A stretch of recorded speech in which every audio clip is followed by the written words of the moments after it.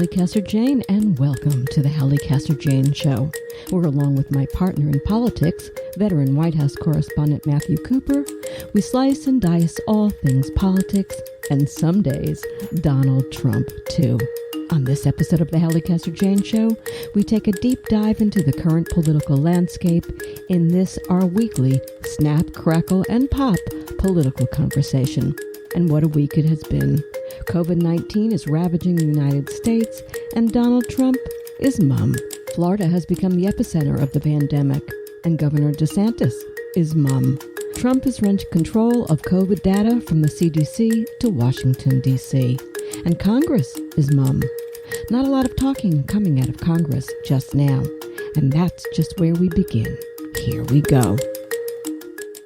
Welcome, my friends, and here is where we are this week. We've reached, I say it every week, Matt, we've reached yet another milestone. There are more than 3.5 million cases of COVID in the United States, the largest amount of cases in any country worldwide.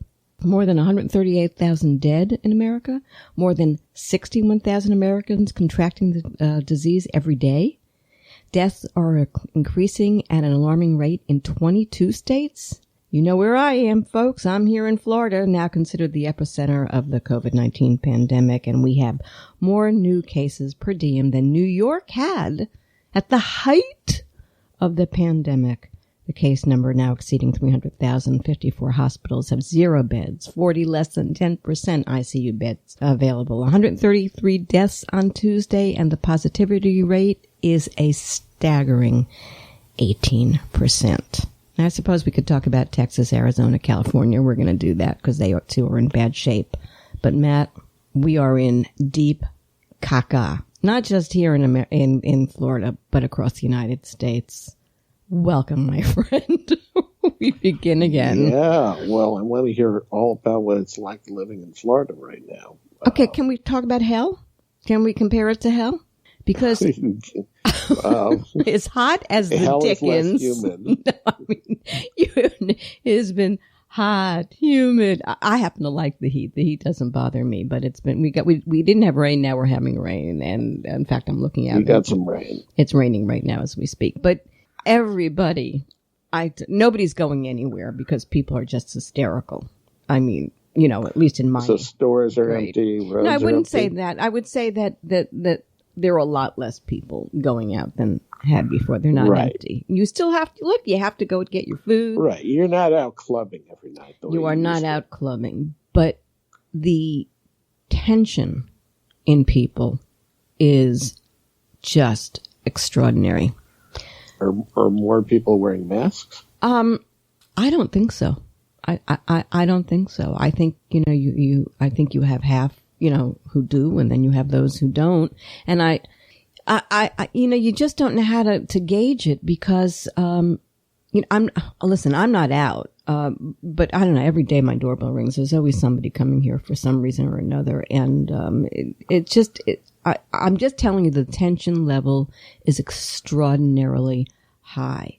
But here's the part that is also going on. There's a lot of denial.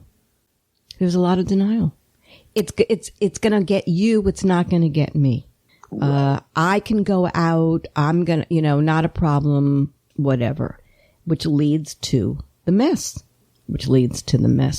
And listen, between Tuesday and Wednesday, the number of cases here increased by 10,000. That's like 3.5%. Hospitals. Well, when you say cases, you mean testing positive. I mean, no, people who were, yeah, that's it. That's the only measure you have. Right.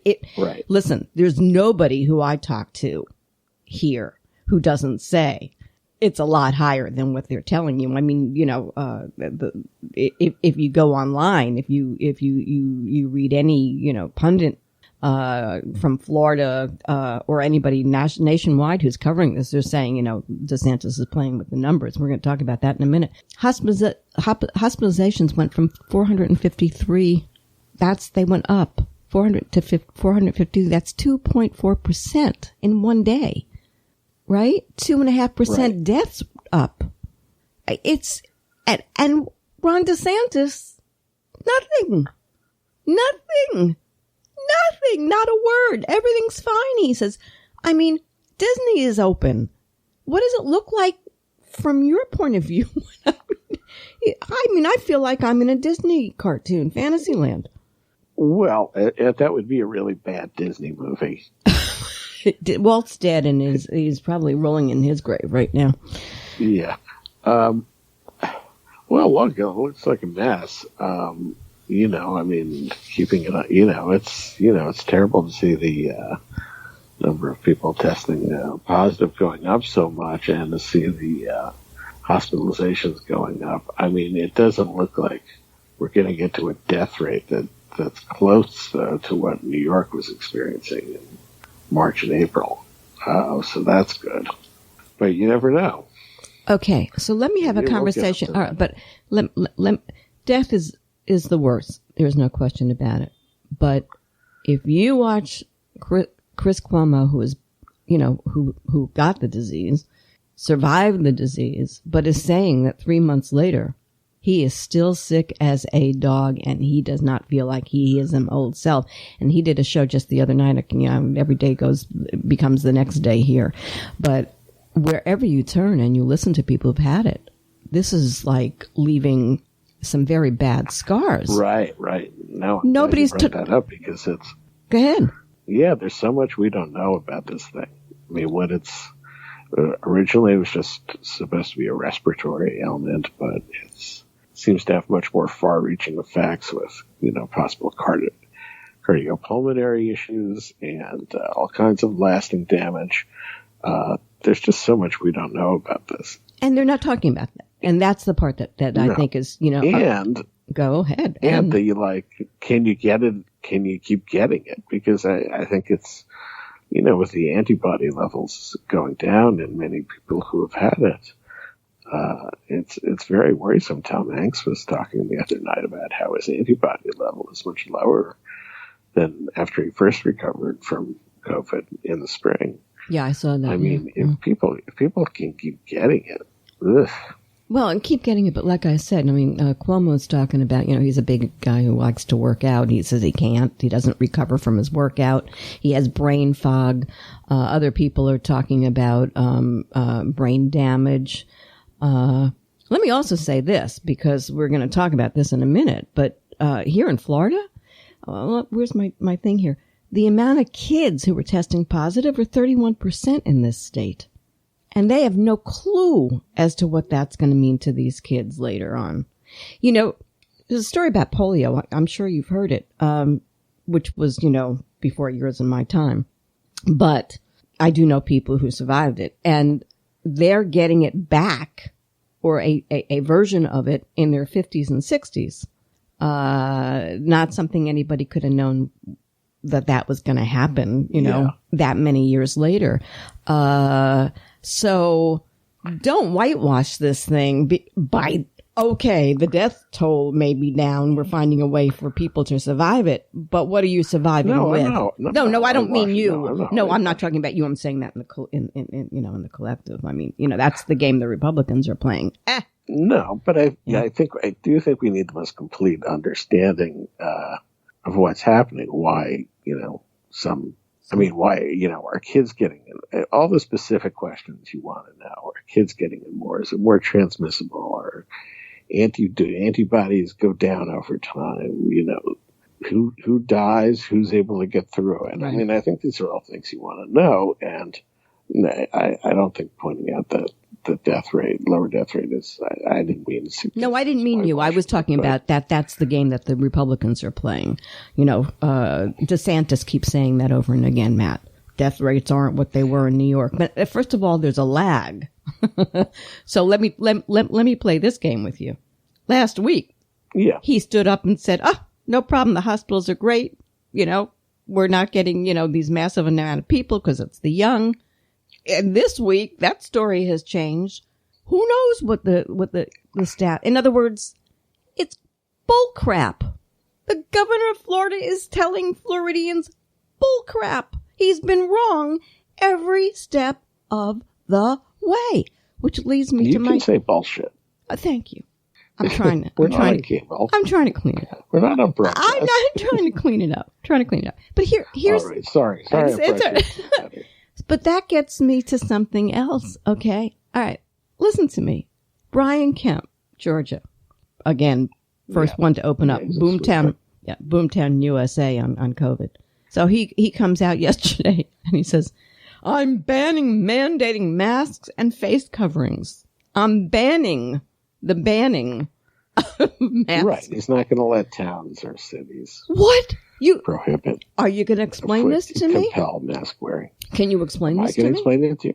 Yeah, explain this to me. No, but it's a red state phenomenon. There's a lot of red states stepping on local control because they don't like what the liberal towns and cities are doing. So, North Carolina, they have rules about how you can't take down a Confederate statue, even though you got liberal municipalities that want to.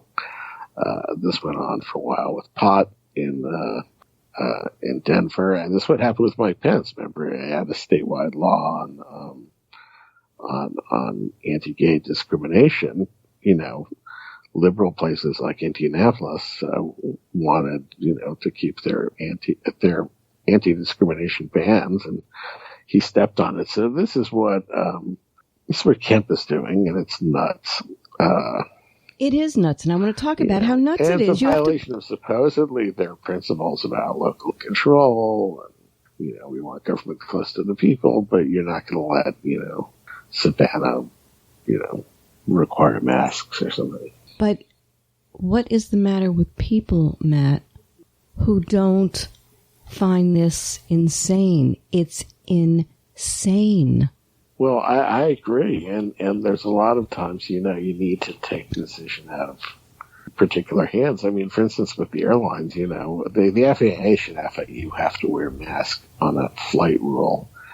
Instead, each airline has to come up with it individually, and it's a competitive situation, so there's incentive for them not to require masks. Hey, we have breaking news.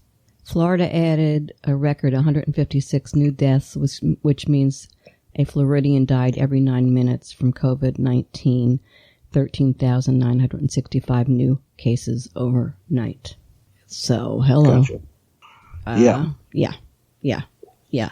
But I guess that's what I'm saying.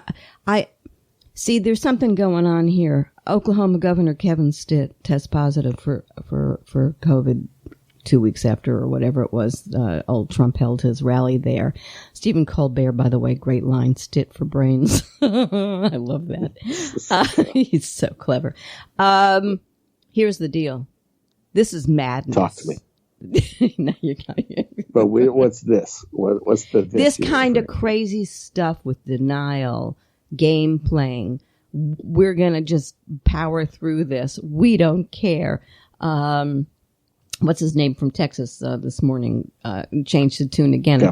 Governor Abbott said, I'm not going to shut down after saying, if I have to, I will shut down. I mean, Trump has got his thumb on these people, but this is crazy stuff. So what I want to talk about is what's the matter with people who buy into this crap? Because something crazy is going on in America that people would when they see everybody that they know and love, because it's no longer just blue states, it's red states dying or getting violently ill. You just got to help me here, because I can't wrap my head around it. I can't.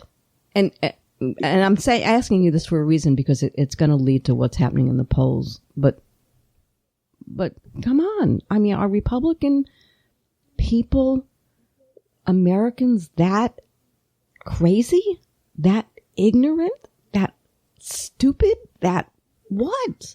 I don't understand it. I don't understand what kind of people we've become in this country. I mean, if this were World War II, we'd all be going, let's get together, rally. We're going to all knit sweaters to keep the old people warm while they're sick. And we're saying, no, this is a horrible country we've turned into. Well, I don't know about that, but I do. It is. The people make the country, and the people in this country are screwed up. I'm saying it. I'm not telling you, there's nobody more rah-rah American than Halli. Really. Been like that my whole life. But something's wrong in Denmark here. People are not right in the brain. Or they're too right in the brain. Right. I understand what you're saying. Help me. Well, look, I think, I don't think history is not going to be kind to them. On the other hand, we do have a big spike in California, which was, Democratic governor, Democratic municipalities. It's not as bad as the Florida, Arizona, Texas outbreak, but it's been a big spike, and they've had to reinstitute things, which, reinstitute controls. Yeah, I'm glad you brought that up. Yeah. Abandoned. So, we arrested indoor dining, all kinds of other things. Look, I think they're responding accordingly, but clearly something's, nothing's not right. Something's going on. Right. Something's not right, and it's. I'm not exonerating the Republicans by any means. I think they're making it much, much worse. But it's not confined to the Republican states. Well, I think that you don't hear Democrats saying, "Don't wear masks." No, that is true. So I think there is a huge difference. Larry Hogan, the Maryland Republican governor, who has weathered this storm quite brilliantly, I must say, of everybody, he's got a hell of a op-ed today in the Washington Post where he just tells you who Trump is and what Trump's not done and how Trump's tried to stop even the governors from doing what they knew that was the right thing to do. And I implore all of you to go and find Larry Hogan's op-ed in the Washington Post. It is eye-opening. But the bottom line is you've got a president of the United States who doesn't even mention the word COVID at this point, who has done nothing about it, who is now attacking Anthony Fauci, and by the way, being brutalized for it. Talk to me about that and about Peter Navarro, and wow. Yeah, well, I mean, it's remarkable. The administration has been quietly and not so quietly attacking Dr. Anthony Fauci, who's been the chief medical officer essentially for this whole pandemic, and with a storied 40-year career that goes back to the 80s and the AIDS crisis. It's kind of unbelievable. Kind of not just shooting the messenger, but shooting your own messenger. But Fauci has sounded more cautious notes about the outlook for this than Trump wants to put out there. Trump's been all kind of, it's getting better, everything's great, we're going to be fine, and Fauci's like, I don't know, this is not, it's not going so great. So, Peter Navarro, a top Trump aide, wrote an op-ed attacking Fauci. I mean, it's kind of amazing, although not surprising from this president. No, interesting. I don't know if you saw it yet, but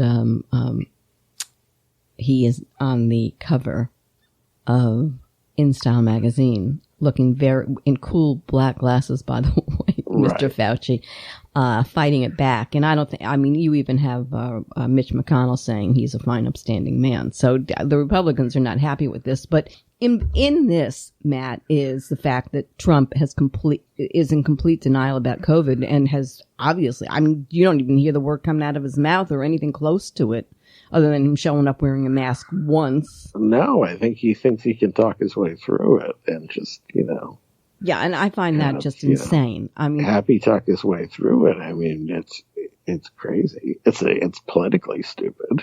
Well, that's the other thing. As well as being nuts. It's not going to make voters reassured to have him, attacking Fauci or not talking in constructive ways about battling this thing. I mean, it's, as goofy as those White House press briefings were some weeks ago, they at least showed a recognition of a problem and an attempt to deal with it, however ham-handed.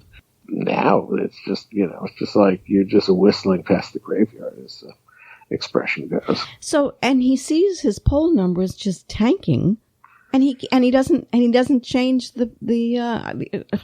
I'm jumping ahead because I want to finish two more things on this about kids going back to school. That's pretty bizarre. Orange County, California, where there's a 14% positivity rate, 4-1 vote that they will go back to school, by the way, no masks, no social distancing in person. Like I said, there's something wrong something very, very, very wrong. Now, where are you on lockdown? Because Donna Shalala, who used to... Are you talking about Orange County, Florida? No, Orange County, California. California. They are going back. They just voted yesterday. I'm sorry, I didn't understand. I'm sorry. They voted, they voted to go back, even though the county has a 14% positivity rate. And they voted not only to go back, you cannot wear masks, you cannot social distance. And the school board vote was 4-1. Come on. I mean, that's like crazy, right? Crazy. And if you were a parent, you sending your kid to that school? Because if you are, Child Protective Services needs to come and get you in a hurry. That's irresponsible. And the other thing about the school thing, by the way, you know, the Republicans' line about sending kids back to school, Matt, is, parents can't go back to work if they have to stay home to take care of their kids. Explain to me when school became a daycare center for America's children, because that's not its role. No, but it is essentially that. Well, I mean, that's not it's become, but maybe that's the problem. Maybe that's the problem, because going back to how crazy people are in this country, I'm beginning to think that it's crazy to not parent children and have a parent home with a kid, and the kids are latchkey kids, and they're being sent off to school for 40 hours from early in the morning till late at night, where they can own, some of them, that's the only meal they'll have in a day, and they're being taken. This country is nuts, and I know I'm losing it, but I am. I think you're conflating a lot of things there. You think? I mean, like, a 70-year trend of women, 75-year trend of women in the workforce. No, that you went there. I didn't say women. I don't care who stays home, but somebody needs to stay home, because obviously the way we're doing it right now and the way this country is falling apart and the way people are, not working. Not working. It's not working. You can't tell me this country is working. And I didn't say it was. It's not working. Jana Shalala, I brought up her name, and I always think she's like the voice of reason. She, under Clinton, wasn't it? She was, it was Obama. She was the HHS under Clinton. Right. Brilliant woman. President of the University of Wisconsin. President of University of Miami. And University of Miami, both Wisconsin. Right. And a brilliant woman, and now a representative from South Florida. And, the only one who I think is, because Congress has been completely silent, the congressional candidates. I mean, finally, Ted Deutsch, who I adore, opened a mouth 2 days ago. That was the first he's gone on TV and yacked away as a representative from Florida. I mean, you've heard nothing from anybody, obviously not from Republican representatives, but nothing from Dems, and I've been kind of beating them up about that. But Shalala opened her mouth, and she said, look, here's what we're going to have to do. We got to lock it down, which is what Fauci has been hinting at. The only way to get control again is to lock this stupid country down for 3 or 4 weeks or whatever, and then slowly, the right way, the way they wanted it done in the first place, start opening it up again. Where are you on that? I leave it to the medical types. I don't know the answer. So, but I mean, and where are you on the fact that congressional people have been really rather vague and not Democrats not taking? Why aren't Democrats out there screaming? That upsets me, because they're not. Is there a reason they're not? Yeah, there's a reason, because they don't want to upset any apple cart. They're just going to drift their way into November 3rd. Anywhere in the country, not just in Florida. I mean, they're not opening them out in Texas, and they're not opening them. Hey, you guys have some control over whether or not this continues in the way that it's going. Your thought? I lost track of what you're talking about. You're talking about Democrats are insufficiently criticizing Trump over the COVID-19 crisis? Not just Trump, but by state. You're hearing nothing from Democrats. I mean, the only Democrat that I see on TV really yakking right now is the mayor of Atlanta, who, by the way, has contracted COVID. No, but I'm talking about congressional people. I mean, there's no word. They don't talk. It's like, where are they? Mm-hmm. Yeah, I feel like they've been pretty critical of Trump. But no, I said Trump, but I'm talking about on the state level. I mean, Marco Rubio tweeted his first tweet about this whole thing really just a few days ago when he was talking about masks, finally. But none of them are talking. Senate or House of Representatives. It's and so when Shalala opened her mouth, that I was like, wow, Look at this. Want to put something on the line here. No, they've been very quiet. Yeah. Think about Interesting. it. Yeah, it is. So, that gets us to election 2020. And that poll, Joe is up 15-point lead. Trump's approval down to 36%. Biden's trusted on the economy now. 50% approval, electorate moving to Democrats. Well, I mean, Joe who? Got an unemployment rate unseen since the Depression. I can see where that would shift. Yeah, but that didn't shift until Trump's this week. Numbers. Yeah, that just shifted this week. What do you think about these poll numbers? Ridiculous? Well, look, I think country's in a very bad place right now with kind of an unprecedented set of crises. Not the worst crises in the country's history, but they're in the top 10, top 5. It's pretty bad. And Trump is doing nothing to reassure anyone that he's got a grip on it. And I cannot imagine a swing voter who's going to be persuaded to vote for Trump because he's attacking Fauci. Right. And I can't think of a Trump MAGA hat wearing supporter who's wasn't already going to show up at the polls for Trump, who's, going to now be persuaded because of Fauci. So, he's just doing things that are not going to help him politically at all. Now, he can I'm sure he's going to start to try to tear down Biden. That's already going on. Aggressively, try to get his people pumped up with different things. But I think, a lot of people just turned the corner and they just decided he can't do the job. He can't calm things down. I think the statue tearing down and other things might have hurt the Dems or helped Trump somehow, but he screwed it up. No one thinks he's going to bring, kind of restore order. They know he's sort of like the enemy of order. And Trump didn't, and Biden didn't take the bait on the statues. So, look, I think people are, we saw this before at kind of the end of, 2006 election when you had Katrina and you had the war in Iraq going to shit, and people were just kind of done with Bush. And then the financial crisis came, they were really done with him, even though he wasn't running for re-election. And I think they're kind of getting to that point. I think. Go ahead. Finish. I'm sorry. You never want to say never. Things will obviously tighten up.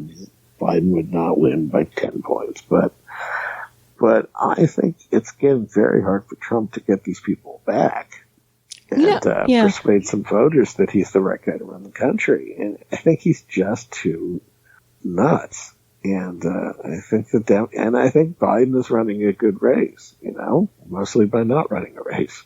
Well, sometimes that's effective. It can't last forever, though. That's the thing that's going to be interesing about it. Yeah. And look, he hasn't taken the bait. He didn't say tear down George Washington statues. Right. He didn't. He won the primary by not being crazy, and he's holding it together. And he's been a very good contrast against Trump. And see how he does on the Veep part of it. It's really interesting that Trump has not been able to figure out what's going wrong in his own behavior, what's coming out of his campaign, and not pivot and not be clever.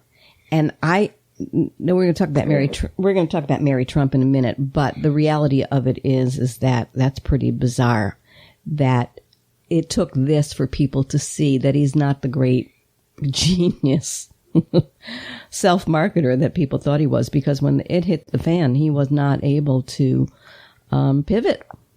Now, he just demoted Brad Parscale, his campaign manager, right. Which that's a funny story on a lot of different levels. One of the levels is that the Lincoln Project went after Parscale, right? And Trump took the bait. There's no question about it. He couldn't handle it. They noodled they noodled Pascal and they noodled Trump and he's out. But what got him to really make the move was yesterday, this picture of Brad and Hope Hicks noodling in public. And oh my God, this girl, is there anybody she hasn't stooped in the Trump camp at this point? And Pascal. She knows how to pick them. I mean, really and truly the worst. I mean, a wife beater. The heart wants what the heart wants. Oh, it's not the heart that's wanting anything, honey. It ain't the heart. But it's not like she doesn't have options. She's a gorgeous girl, but obviously not real bright. Or wrapped real tight. You are listening to the Halli Casser-Jayne Show. The Halli Casser-Jayne Show posts new podcasts weekly at hallicasserjayne.com and is available wherever you listen to your podcasts. Be sure to find us on Google Podcasts, Spotify, Apple Podcasts, on all your favorite apps. You can find the Halli Casser-Jayne Show on your Alexa device, too. Just say, the Halli Casser-Jayne Show. Oh, and come play with me on Twitter at the Halli CJ Show. But anyway, Bill Stepien, who worked for Chris Christie, is taking over. I don't know whether that's going to make a big difference, because I think the problem is Trump. There's nobody's been able to. Yeah, go ahead. Well, it was the Supreme Court vacating the Bridgegate convictions that has allowed us to have this moment. It's unbelievable, right? I mean, amazing. Tell people about that just in case they don't know. Well, there was this episode a few years back where, in order to punish a Democratic mayor in New Jersey. Oh, Fort Lee, New Jersey, one of my hometown. Yeah, Fort Lee, right, exactly, near where I grew up too. And Chris Christie, his staff, basically closed lanes on the bridge, George Washington Bridge, the most traveled bridge in the world. And created a huge traffic jam out of spite and out of being pissy, and a lot of people were implicated, and Christie, specifically mentioned Stepien, who's now going to run the Trump campaign. And Stepien's like an all-line kind of northeastern, Republican type, and he'll bring a certain degree of experience that, Pascal, who was just a web designer 4 years ago. No offense to web designers, but it wasn't his thing. He'll bring some professionalism to it, but I don't think that's enough here. No, he's going to bring Roger Stone back in to do his dirty work, who already started on Adam Schiff this morning, and he's going to bring back all the ugly. Trump wants around him, right? I'm sure Bannon cannot be far away, right? And Gingrich is Kellyanne could run the campaign. He goes back to what won the first time, right? Bannon and Kellyanne at some point. Yeah, but it's not. It's just like, oh my God, they're all tired too. That's the other thing. I mean, they're just tired, I'm sure. It's also like you've been playing Grossinger's for a week, and it's. The act is getting a little thin, It's like Shecky Green. It's like, okay, well, now we need to bring in the amazing Kreskin. Look up the Jewish board. Yeah, look up the Jewish board. His act was like, I'm going to shake things up. Okay, well, that's, that can't be the act now. He needs new writers. People have enough shake. Right. We need new writers in the White House. Calm. Oh, God. I know that's it. Calm.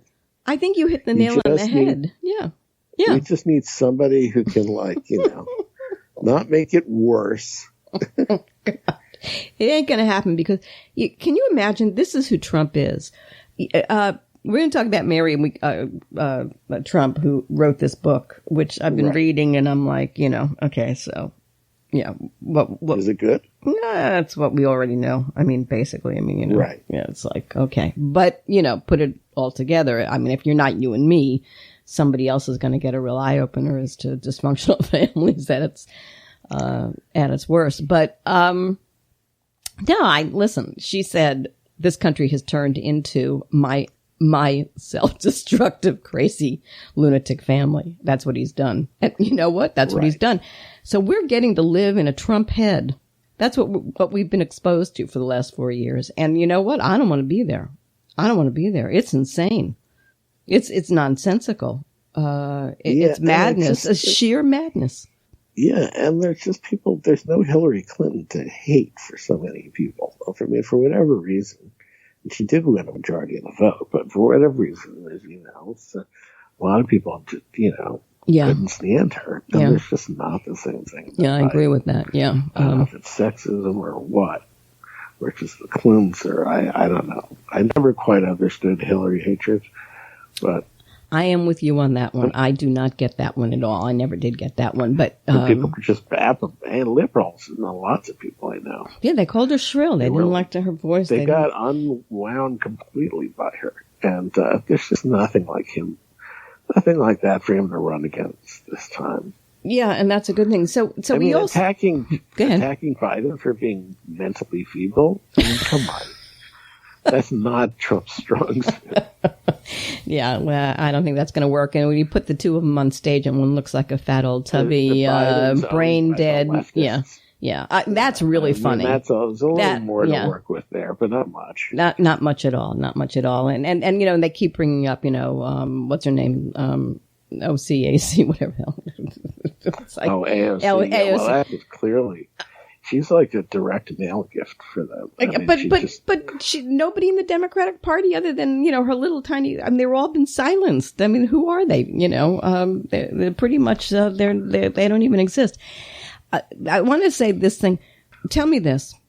Do you think, first of all, that he's going to continue to get away with these Trump Rose Garden rallies, which is his only defense? Because they've even scaled back. They just announced before we went on air that they're going to have to really scale back the RNC convention because there's just like no way. I mean, you can't put it outside in Florida. It rains every day at 4:00. I don't know what he does, but that rally, I think the Dems will have a good case for saying, look, we did our convention virtually and it was responsible, and you're very careful for people's health, and here you're endangering the lives of lots of Jacksonville cops and EMT workers and such because you're on a crazy ego trip.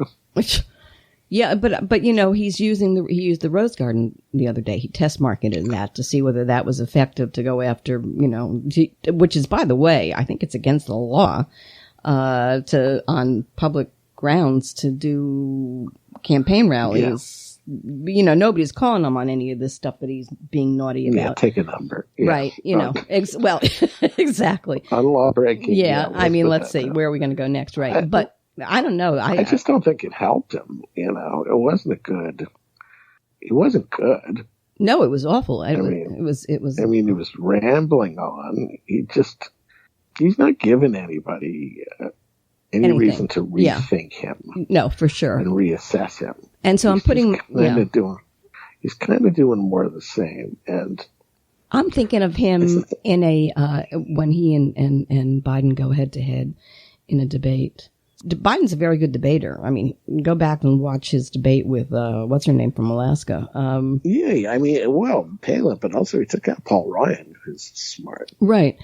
But to see the two on stage, do you remember at the Academy Awards when, what was his name? Jack Palance, who was Palance, right, did the one-arm push-ups. That would be Biden's move. Right. He's pretty close to the one-arm push-up. Exactly. I was like, oh, there you go. So anyway, so there is that problem. Do you think that there's a hidden Trump vote, though, like there was last time? I don't know if people are embarrassed to tell pollsters they're for Trump in that sense. Obviously it's an electoral system, and a national lead is not the same as an electoral college lead. But I don't know. I think the bigger issue is going to be absentee ballots, screwing around with the counts. Are they going to keep the polls open? I'd be more worried about that than anything. You bring that up, there's a problem. Russia was caught messing with the election in the UK in 2019, cyber attack. And, we disbanded, or Trump disbanded, the committee that was going to go look into all the cyber stuff with Russia. Hello, what's the story here? This is a problem.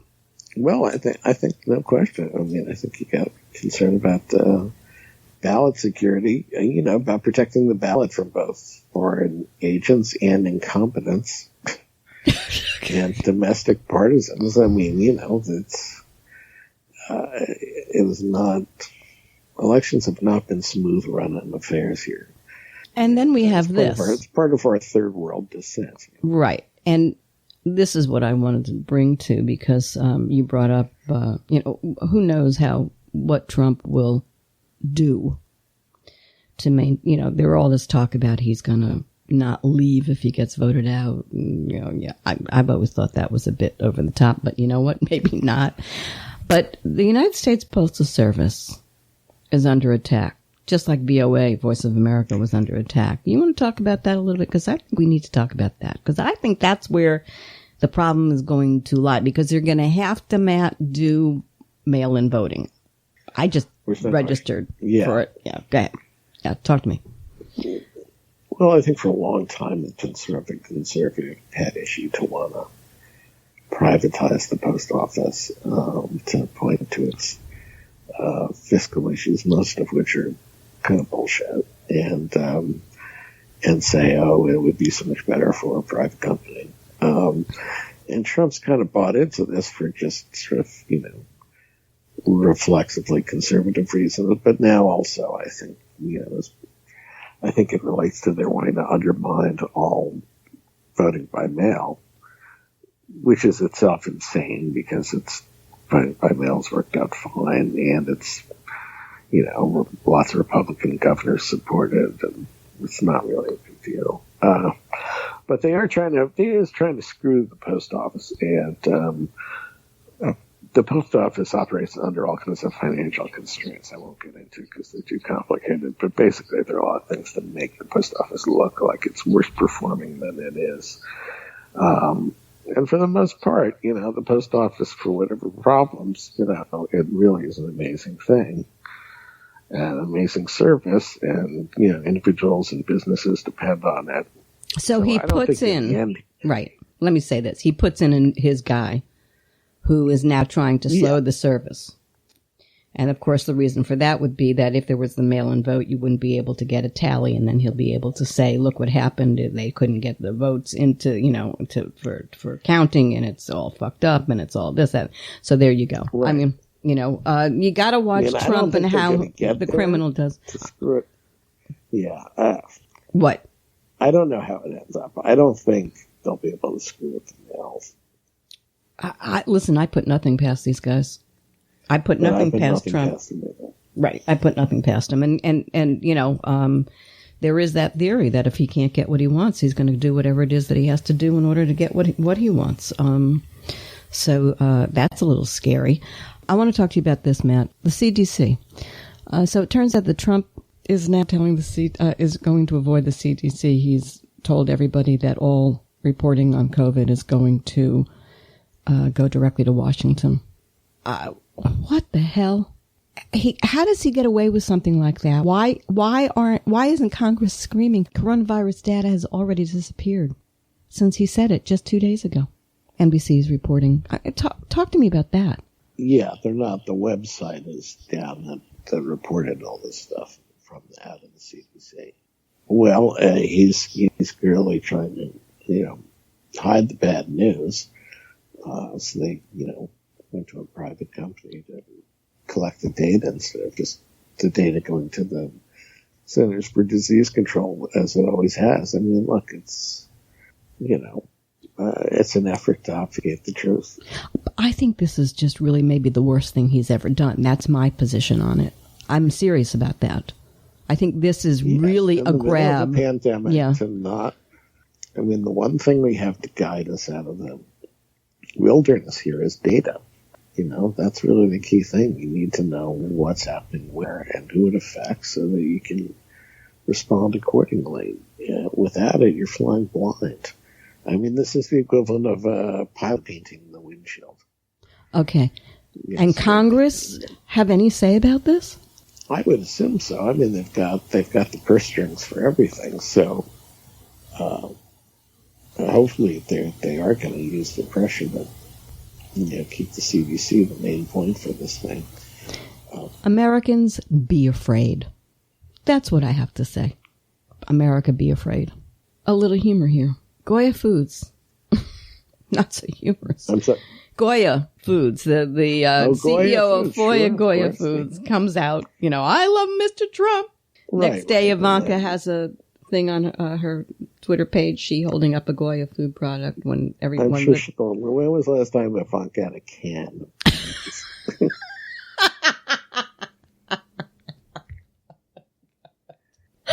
When was the last time she was in a supermarket? Yeah, I don't really see her like... It's like, holy crap. A lot of canned goods. Anyway, as we're going on here, you know what Mr. Trump did? He sat himself in front of the Oval Office. All the Goya products. With all the Goya products. Which is illegal. What? Yeah, it's ridiculous. Look, then of course the liberals wanted to boycott Goya because their CEO... Well, yeah, we could get into that because that's just stupid crap too. Yeah, right. I mean, we don't ever talk about the liberals, but we probably should because, they're off the rails too. Oh yeah. I mean, right? I mean, really. Oh yeah. I mean, the boycotts. I mean, come on.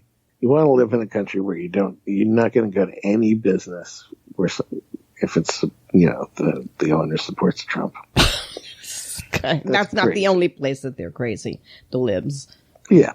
So we can get into that at a time. And maybe that's something we should address the next time we talk in depth because it could be the end of whatever gains they make in defeating this bozo carnival barker president. So, that's a conversation to be had for sure. But this nonsense with the Goya Foods and boycotting products and the way that these Trumps play into it.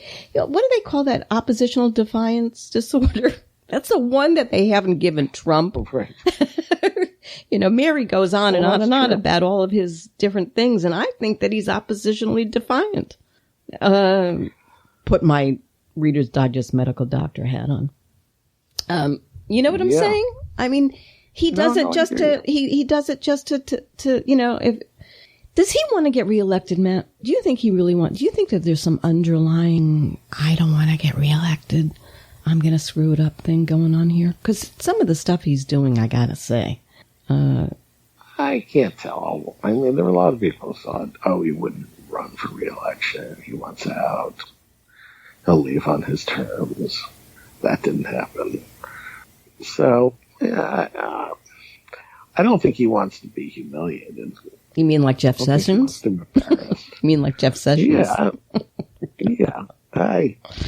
Oh my God. I mean, so let's take pulse here. COVID, Trump, election, crazy.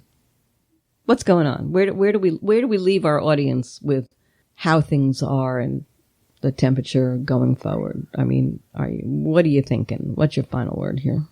Well, I guess we should look at the, shining example of South Korea, where COVID cases, or New Zealand, where COVID cases bupkas, and people are riding subways, and kids are going to school, and we should just be hopeful that someday America can be like those countries. Oh, Jesus. I think that's now where we're at. Oh, God. I think I'm going to cry. What can we learn from Vietnam? No, El Salvador. The country, not the war. I mean, really and truly, the shiny hill is in South Korea. We are in deep caca here. We really, really, really, really are. I see things getting even more insane than they already are, reaching a crescendo pretty damn soon. That's what I think Trump is going to go off the friggin' rails.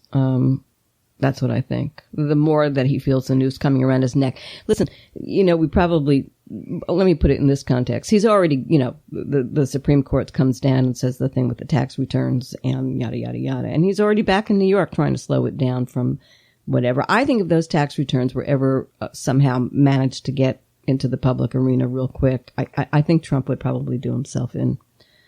There's something hard there, and I think that all of these. Remember that when that block game, you had the little bench and it had all the little things sticking up, and you took your hammer and you popped them all down. Yeah. Your kids have I forget what that game was called when you were a kid, but that's what's happening with Trump now. It's just all of them he pops one down, the next one pops up, and I mean he's juggling some. The carnival barker is juggling. I think that I don't know how much more he can take. He's looking awful, just awful. That's yeah. But we're the ones who are under the stress of it all. Under the stress of it all. You Floridians.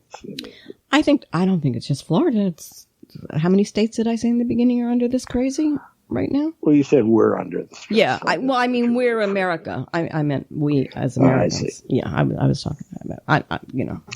I'm trying to sound brilliant here, and I can't. I'm just so frustrated, and I'm so crazy, and I just can't wrap my head, as I've said all through the show.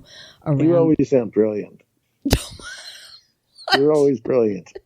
Not today, darling. Not today. Fighting a rash, folks. Had a reaction to penicillin. Oh boy. Oh God. Oh boy. I mean, I'm like in another world. I leave with this. I have got to center myself, and I think a lot of Americans are feeling this way, Matt, to try and comprehend the crazy that is that nothing people are doing, Trump is doing, Republican governors are doing, is making an ounce of sense, and it's making us all crazy. And I guess that's what they want to do. They're winning. And we're dying. We're getting really sick. Nice to talk to you, Matt. Well, you take care of yourself down there. Be careful, okay? Bring your hand sanitizer wherever you go.